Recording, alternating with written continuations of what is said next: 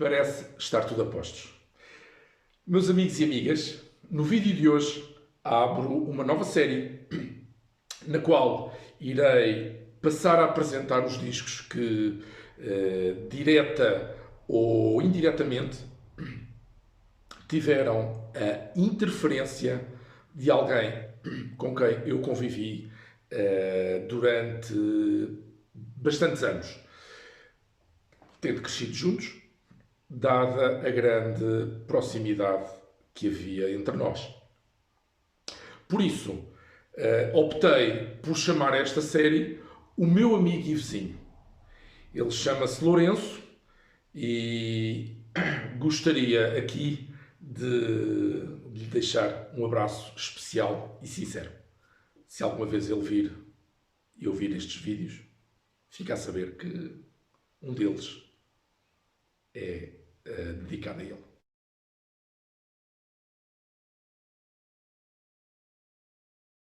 Sejam então bem-vindos e bem-vindas a mais um vídeo aqui em Francis Music Den.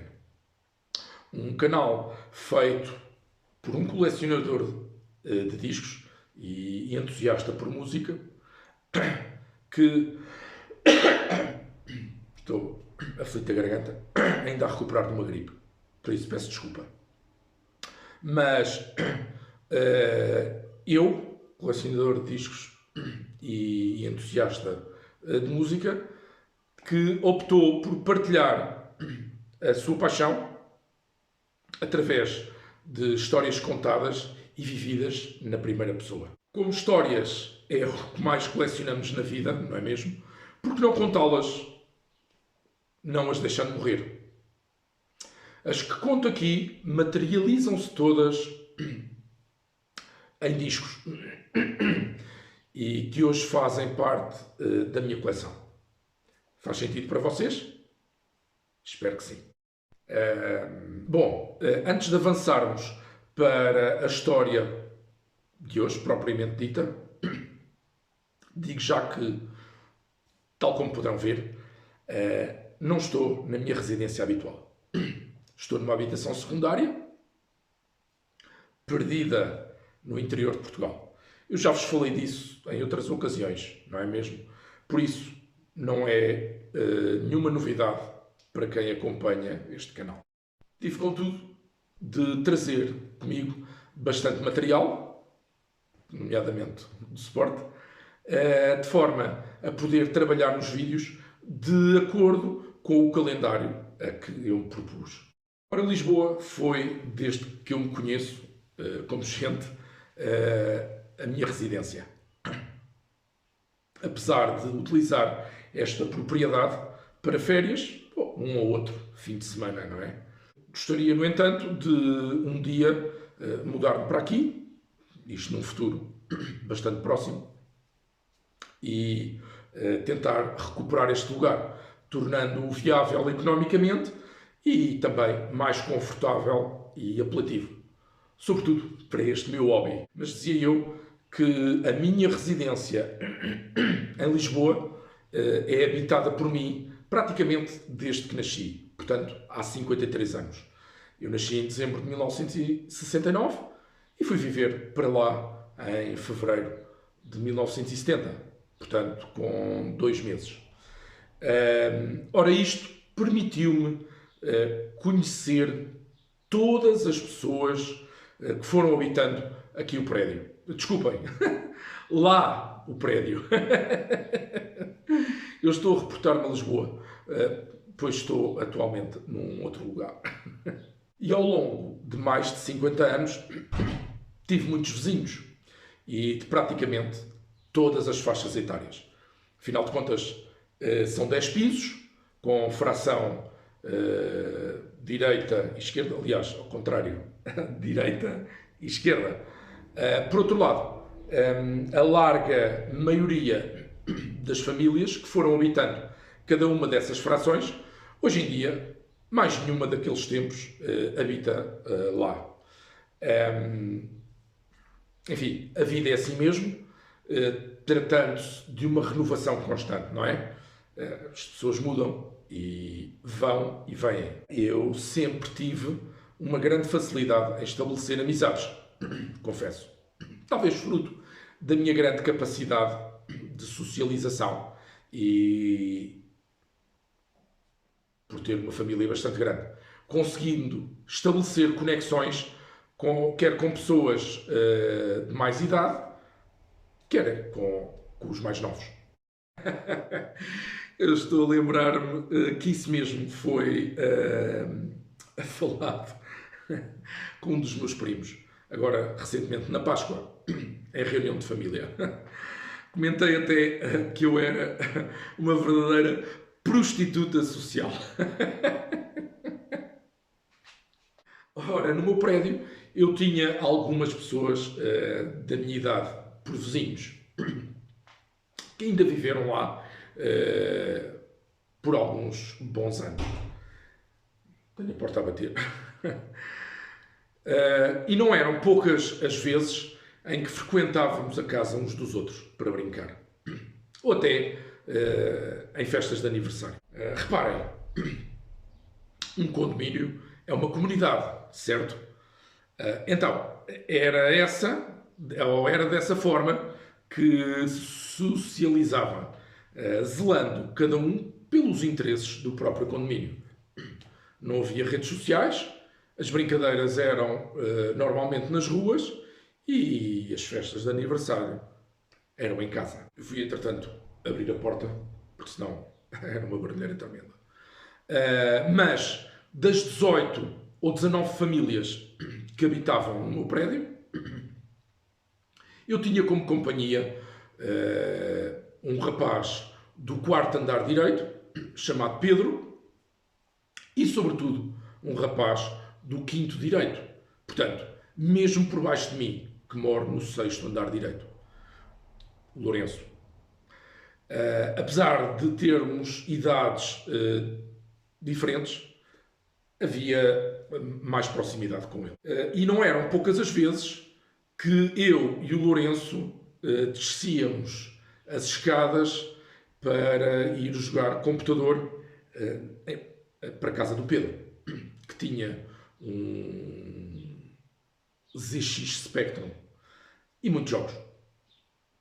Confesso que eu nunca tive nada disso, já que o meu interesse nunca passou por videogames, além de que os meus pais não queriam, para mim, nada que não fosse estudo. Outras brincadeiras que tínhamos eram jogos de tabuleiro, como o Monopoly, o Monopólio, o Petróleo, ou até o Risco, um jogo de estratégia que surgiu alguns anos após. Vocês tiveram este tipo de infância nas vossas vidas? Escrevam aqui se lembram disso. Por vezes eu sinto uma nostalgia enorme quando conto estas histórias, ou mesmo quando as relembro. Bom, o Lourenço, que vivia exatamente por baixo, era o vizinho com quem eu me dava melhor e com quem tinha mais afinidade, apesar de ser alguns anos mais novo do que eu. O pai dele, um médico dentista e professor de renome, era amigo de infância da minha mãe e a sua família tinha ainda alguns laços com a minha. E o destino quis que, após muitos anos, o pai dele, entretanto casado, claro, a minha mãe também entretanto casou, mas viessem residir para o apartamento por baixo do nosso. Desta forma, a proximidade que havia entre os nossos pais foi retomada e continuada por mim e pelo Lourenço, passando eu bastante tempo em sua casa, sobretudo aos fins de semana, não é? Quando não havia escola, para tardes inteiras de jogos. Não havia muito mais o que crianças ou jovens como nós pudéssemos fazer naquele tempo, apesar de Lourenço ter outros amigos com quem eu não me dava grandemente. Como estamos a tratar de uma série aqui no canal, haverá outras oportunidades para falar também sobre isso. Entretanto, o tempo vai decorrendo, vai passando e começa a nascer em mim o gosto pela música. sendo um processo tão natural como a água da nascente. Já comentei em alguns outros vídeos que eu nunca fui habituado a ouvir música, pois era algo que não acontecia lá em casa. Vejam só, o meu primeiro sistema de reprodução sonora de alta fidelidade só entrou lá em casa em finais de 1986. Tinha eu, portanto, 16 anos de idade. Por causa disso, quanta música, bandas, artistas, discos ou cassetes estava eu a perder, não é? Sem nunca as conhecer. Por isso, paralelamente à rádio,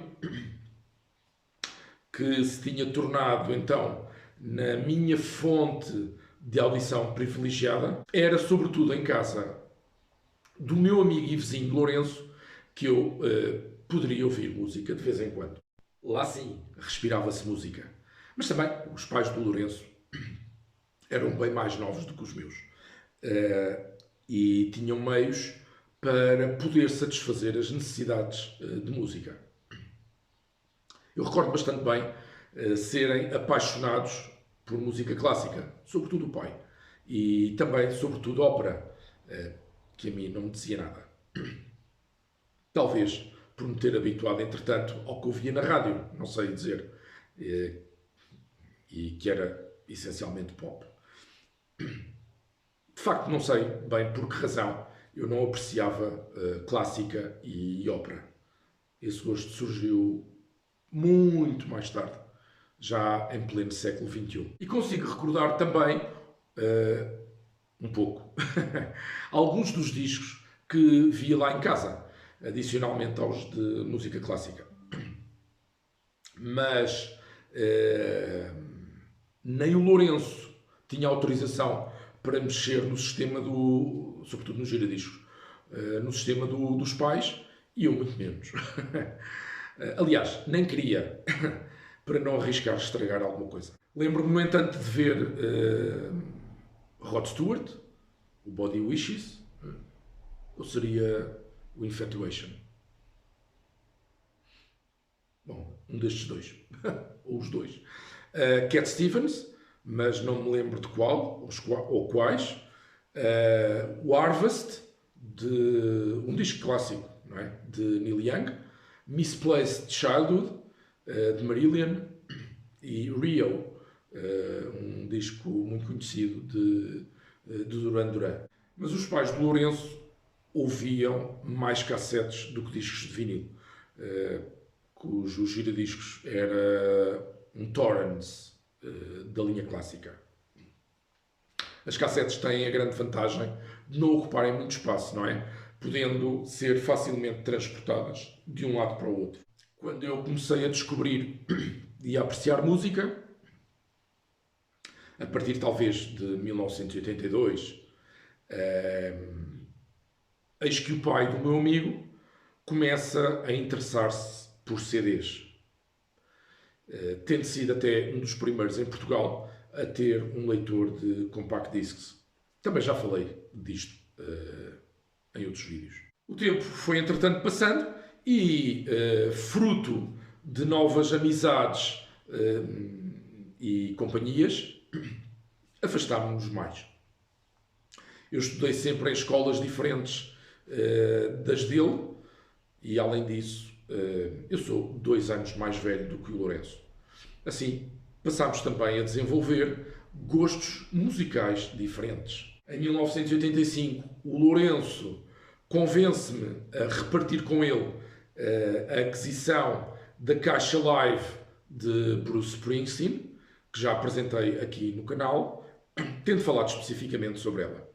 E num processo tão natural como é a vida, com outras responsabilidades, com outras tarefas, fomos deixando de passar tanto tempo juntos.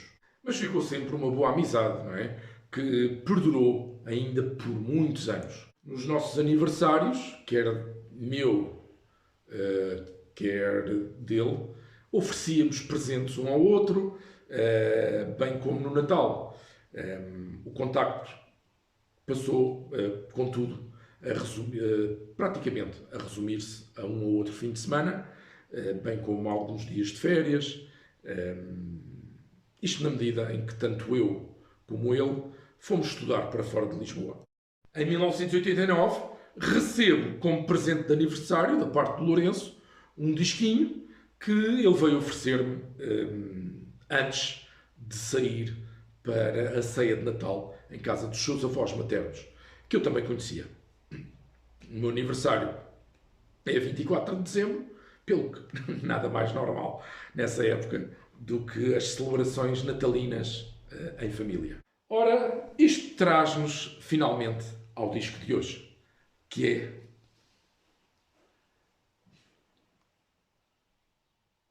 Neil Young. Freedom.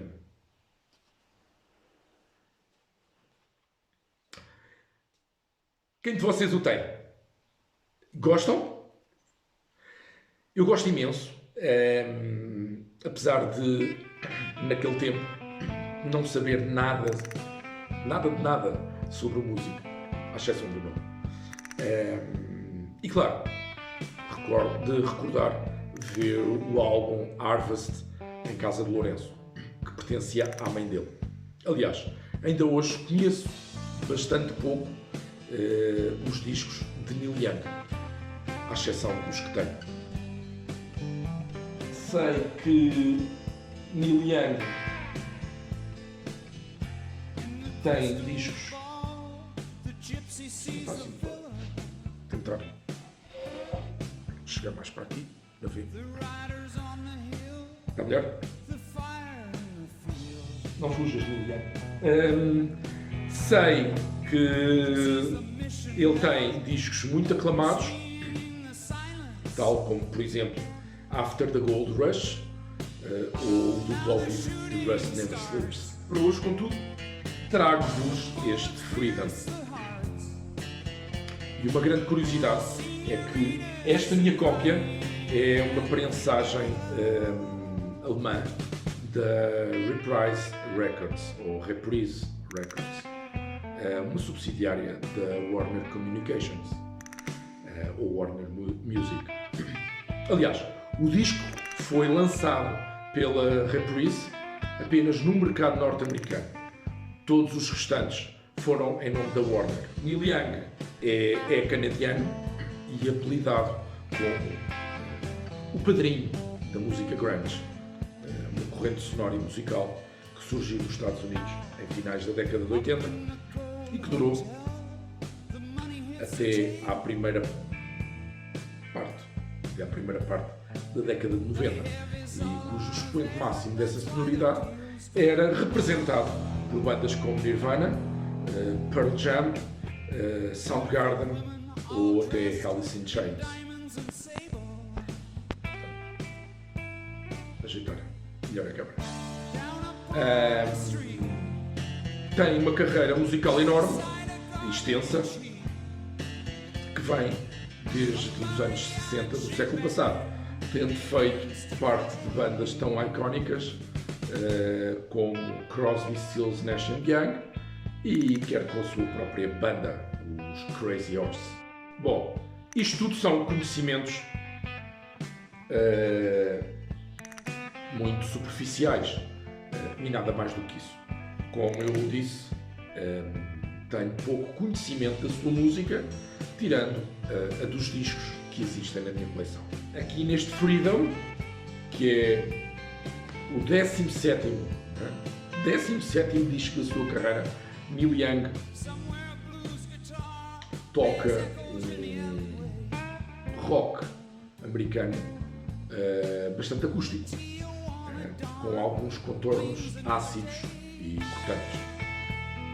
É bem sabido por todos que o músico dava-lhe bem na jarda, que é como quem diz na droga, desde anfetaminas e ácido até a heroína. Tendo tido por isso uma década de 80 desastrosa em termos de sucessos discográficos e musicais. A Wikipedia chama a sonoridade deste disco Heartland Rock. Mas eu não sei o que quer isso dizer. O que posso dizer-vos é que Freedom não tem nada de hard rock, mas também não é rock puro e duro. Notam-se, no entanto, essas influências que ajudou a criar, não é? O Grunge de Seattle, berço dessa sonoridade. Posso dizer-vos que um aspecto que me irrita em Neil Young é a sua voz. Não é irritar, não sei explicar, mas o esganiçado dele incomoda-me solenemente. Parece, por vezes, que desafina ou que sai do tom. Não que seja um problema, ou que coloque em causa a sua música. Mas acho que não tem disco que toca. Pronto, ok, não é problema nenhum. Mas eu não aprecio a voz de Neil Young. Já a música é sempre muito boa. Este foi o primeiro disco de Neil Young que a minha coleção recebeu e manteve-se assim durante cerca de 20 anos, quando tratei de arranjar alguma coisa. Para um primeiro disco, isto é, o primeiro disco dos meus, fiquei muito bem impressionado com o rock acústico do músico canadiano. Nada do country folk ou country rock a que associava Crosby, Stills, Nash & Young, mas também com os tais apontamentos de grandes que ajudou a criar, cheios de distorção ácida. Não posso, contudo, comparar com outros discos, pelo menos os clássicos, pois não tenho essa referência, dado que não os conheço. Posso dizer-vos também que é um disco que, quanto mais se ouve, mais se consegue apreciar. E adianta ainda que, quanto melhor o sistema em que for colocado a tocar, melhor satisfação e prazer auditivo, claro, nós temos, pois está recheado de pormenores e detalhes que só ficamos a conhecer por ouvirmos mais e melhor. Está muito bem concebido este disco. São 12 faixas em quase 60 minutos de música, que vão desde o rock quase country ao tango, com apontamentos também de bolero, em que a guitarra acústica predomina, do princípio ao fim do disco. Isto embora, de tempos a tempos,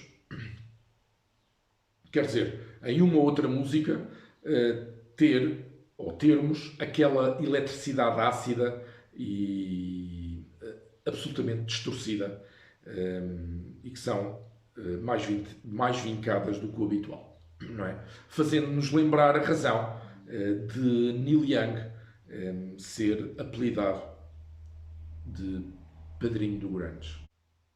O disco tem ainda uma curiosidade acrescida, que é terminar como começa. Isto é, a primeira e a última música são a mesma, chamada Rocking in the Free World.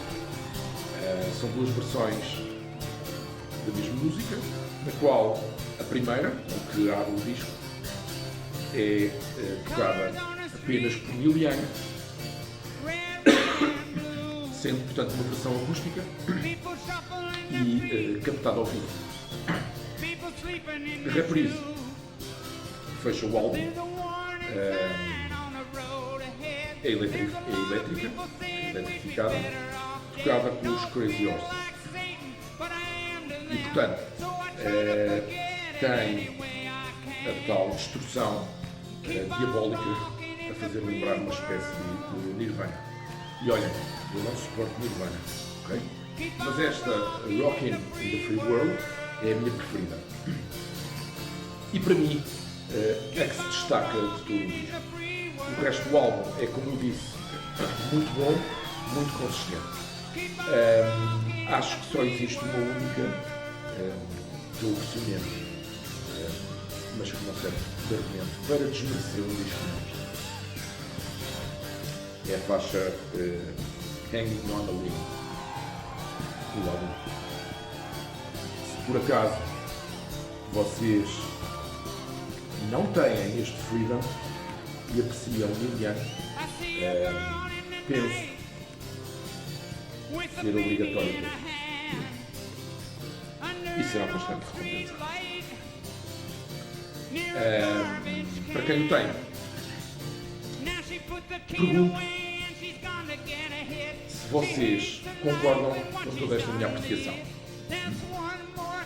Manifestem-se nos comentários, está bem? Apesar de ouvir muitas vezes, tenho o meu exemplar quase imaculado. Ainda que, enfim, não esteja dentro de uma capita, como deveria ser. A capa é plastificada, assim, daí não consigo perceber, naquele plástico laminado de muitas outras capas. E tem um design bastante sólido. Apresenta o músico na frente e a sua silhueta no verso.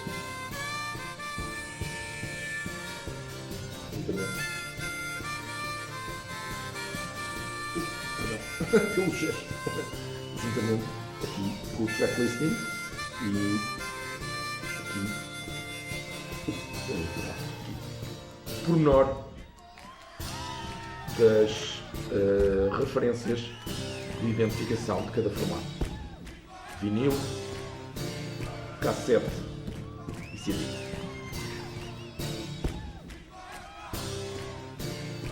O interior contém um inner sleeve espetacular em papel a revestir plástico, que protege logo de origem o vinil preto do pó, da estática e de outros possíveis agentes externos. Se houver cuidado da nossa parte, podemos evitar a limpeza profunda e a lavagem do disco por muitos e bons anos. De resto, o normal num inner, as letras das músicas de um lado e fotos, neste caso uma única, apenas uma, e créditos do outro, aqui por baixo. Pois foi uma excelente surpresa e presente este disco. Sobretudo para quem, como eu, não conhecia nada de Neil Young até então. E a vocês, o que vos parece? Existem, claro, muitas outras histórias que não conto hoje, pois preciso de as guardar para os vídeos seguintes. Ok? Mais a mais, este vídeo já vai bem longo e também quero poupar a minha voz, a minha garganta. Portanto, ficamos hoje por aqui. Obrigado por me seguirem. Peço imensa desculpa por alguns ruídos, nomeadamente tosse. Estou um bocado apanhado mesmo da garganta.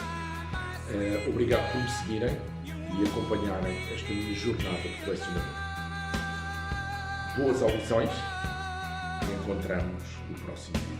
Fiquem bem.